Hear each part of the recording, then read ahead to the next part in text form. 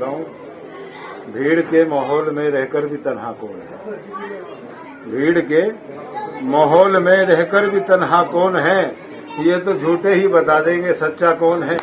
और भेड़ियों की भीड़ में तुम शेर को आने दो, भेड़ियों की भीड़ में तुम शेर को आने तो दो, फैसला। नमस्कार दोस्तों, आज कांदला में है और यहाँ रालोद का एक छोटा सा कार्यक्रम हुआ था, जिसमें पूर्व जिलाध्यक्ष पंचायत अध्यक्ष प्रसन्न चौधरी जी हैं और रालोद के जिलाध्यक्ष और डॉक्टर विक्रांत चावला जो माननीय नेता है रालोद के, वो यहाँ पे आए हुए हैं। तो चौधरी साहब का कार्यक्रम था, यहाँ का क्या रीजन है? आज एक बहुत बड़ी जरूरी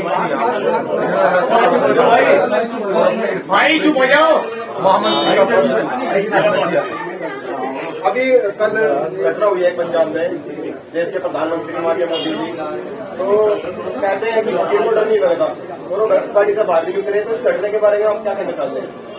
ऐसा है, जब किसान 12-12 महीने तक दिल्ली बॉर्डर पर लौट सकता है तो प्रधानमंत्री भी उस संविधान के अनुसार एक वोटर है, हम भी वोटर हैं, 15 मिनट खड़े होने में उसे कोई फर्क नहीं पड़ा।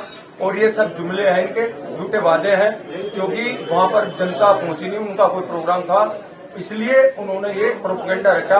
ये प्रोपेगेंडा रचने वाली सरकार है, ये पहले भी अनेकों प्रोपेगेंडा रच चुकी है। इन्होंने अब एक दूसरा प्रोपेगेंडा इनका और चल रहा है। इन्होंने जो वादे 7 साल पहले करे थे वे तो इन्हें दिखाई नहीं देते, लेकिन इनको 700 साल पुराना औरंगजेब याद आता है। इनको 70 साल पुराना, जिन्हें हम सम्मान के तरीके से देखते हैं, वो जिंदा याद आता है। तो ये लोग जुमलेबाज लोग हैं और ये हमें प्रोपेगेंडा करके हिंदू और मुस्लिम में बांटना चाहते हैं। ये टेलीविजन पे अपना फोटो दिखाना चाहते थे, जबकि वो आज नेगेटिव खबर चल रही थी कि वहां आदमी नहीं पहुंचे, प्रधानमंत्री जी का क्रेज खत्म हो चुका है। इन्होंने उसे दूसरे तरीके से हमें जनता को भटकाने के लिए दूसरे प्रोपेगेंडा रचा। तो जैसा कि अभी इन्होंने ज्वाइनिंग की है, तो आपको लगता है कि आप प्रदेश में गठबंधन जो है अपने पैर जमा पाएगा? गठबंधन के पैर तो जम गए, 1 साल हो गया। जो भाईचारा चौधरी जैन सिंह ने स्थापित किया है उसी का तो डर लग रहा है इन्हें, और ऊपर से आदरणीय अखिलेश यादव जी भी मिल गए।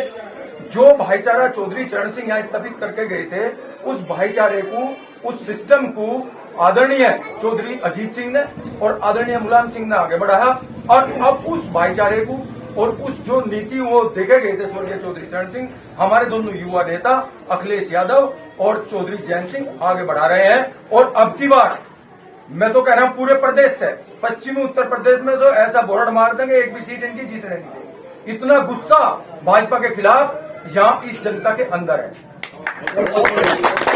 तो आपको लगता है कि जैसे ही गठबंधन की सरकार बनेगी, जो 22 के 22 संकल्प हैं, उनपे पूरी तरह से खरा उतरेगी सरकार? स्वर्गीय चौधरी चरण सिंह हमेशा जुबान पर राजनीति करी और वो जुबान के पक्के थे, सच्चे थे। ऐसे ही स्वर्गीय चौधरी अजीत सिंह ने करी और ऐसे ही चौधरी जैन सिंह है, जो वादे दिए हैं, जो संकल्प किया है और जिससे लोग जुड़े हैं।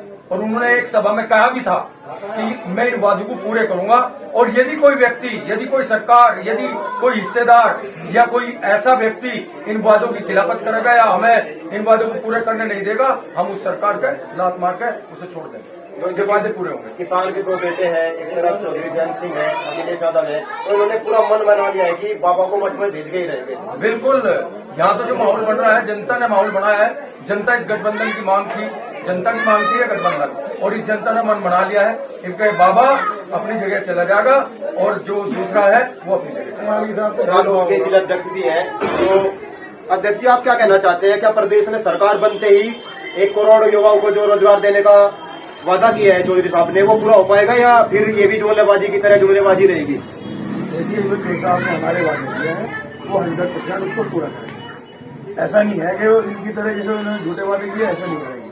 जो वादे उन्होंने रोजगार का किया, महंगाई का किया, जो भी वादे किए उन्होंने वो सब पूरा करेंगे 22 के 22। अच्छा, तो ये एक गन्ना बेल्ट है, वेस्ट यूपी जो है पूरी की पूरी गन्ना बेल्ट है, और मैंने सुना है कि 350 करोड़ के लगभग बकाया है। तो जैसे ही सरकार आएगी, क्या किसानों की जो सरदर्दी है एक प्रकार से, किसान त्रस्त है बहुत ज्यादा महंगाई को लेकर, डीजल को लेकर, बिजली को लेकर, क्या वो महंगाइयां या ये पूरा प्रोपेगेंडा जो भाजपा ने रचा है गरीबी को लाने का देश में, और वो व्यापारियों को, क्योंकि मैं बहुत सारी जगह गया हूँ, सभी ये कह रहे हैं कि व्यापारियों की पार्टी है बीजेपी, तो क्या ये खत्म हो पाएगा? क्या किसान राज देश में या प्रदेश में स्थापित हो पाएगा? देखिए चौसा हमारे आए थे 7 नवंबर में रैली हुई थी हमारे यहाँ थाना भवन में। वहाँ उन्होंने कहा भी था अपने स्पीच में कि ये किसान के लिए ये आखिरी उनका गन्ना का सत्र है जो उन्हें दिक्कतें आ रही है, आगे ऐसी उनको भुगतान की कोई दिक्कत नहीं आएगी, वो कह के गए अपने स्पीच में। डॉक्टर साहब आप क्या कहना चाहते हैं इसके बारे में?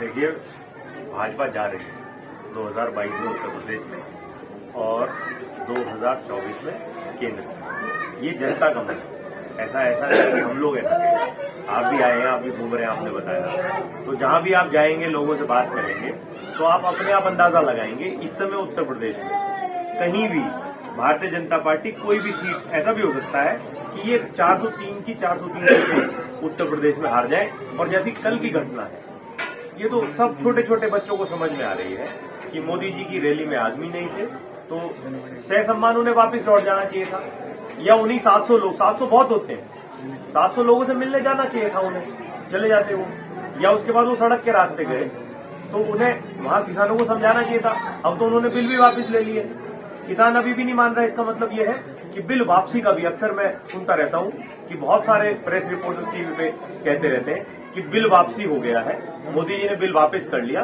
तो अब किसान जो है भाजपा के साथ जाएगा।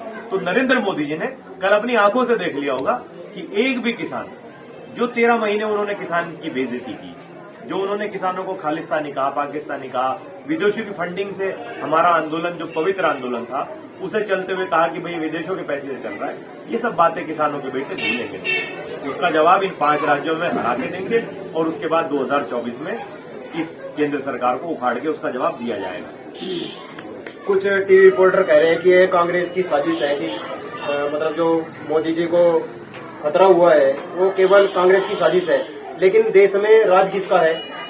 रक्षा मंत्री से लेकर देश का गृह मंत्री कौन है? तो ये सवाल है, आम जनता जानना चाहती है कि इसमें गलती किसकी है।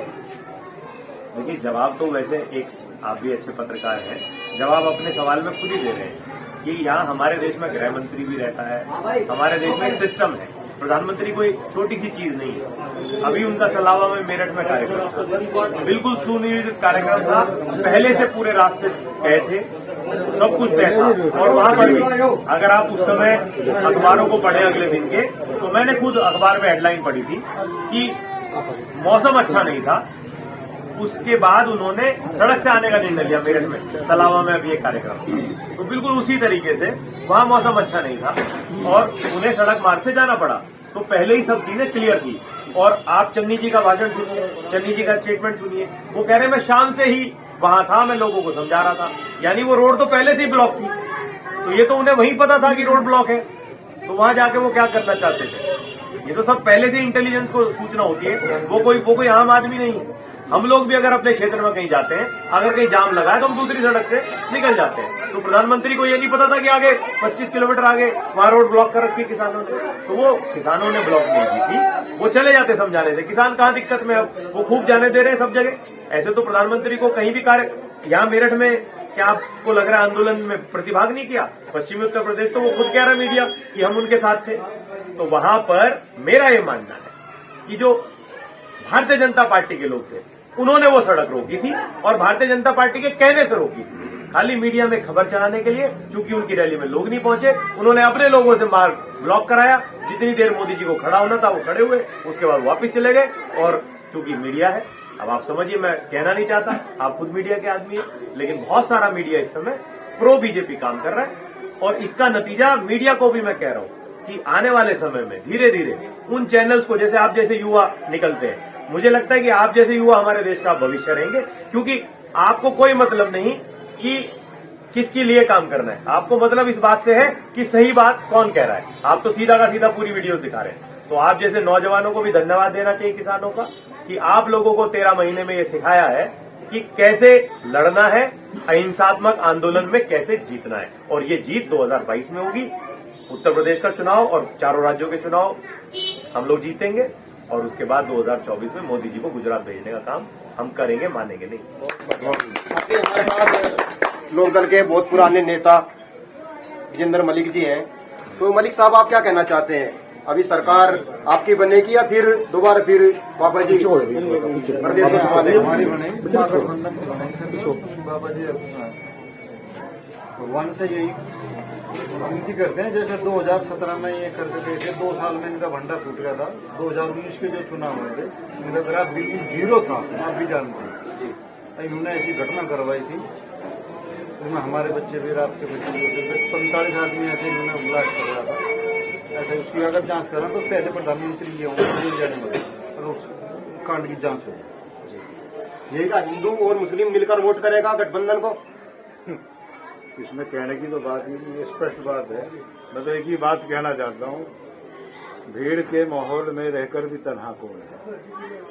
भीड़ के माहौल में रहकर भी तन्हा कौन है? ये तो झूठे ही बता देंगे सच्चा कौन है। और भेड़ियों की भीड़ में तुम शेर को आने दो, भेड़ियों की भीड़ में तुम शेर को आने तो दो, फैसला हो जाएगा जंगल का राजा कौन है। चौधरी जैन चौधरी साहब, मैं क्या कहूँ, मुस्लिमों के और समाज के लिए जोड़ने का जो काम किया है 2015 में जो दंगे हुए हैं, यानी सारे समाज को दुख और ठेस पहुंचा। ऐसे रिश्ते टूटे हैं, ऐसे रिश्तों में विश्वासघात हुआ है कि सोच नहीं सकते। अगर उन्हें दूरी और उनको मरहम की तरह उनको भरने का काम किया है अजीत सिंह और चौधरी जैन चौधरी ने किया। अब इससे ज्यादा क्या है? वो तो बेवकूफ और अनपढ़ और जाहिलत का मामला दिखाएगा अगर कोई चौधरी जैन चौधरी और अखिलेश यादव से हटके जाए। उत्तर प्रदेश से योगी सरकार जाने वाली है और गठबंधन की सरकार आने वाली है। अब ये चुनाव तय करेंगे कि जीत किसकी होगी। धन्यवाद।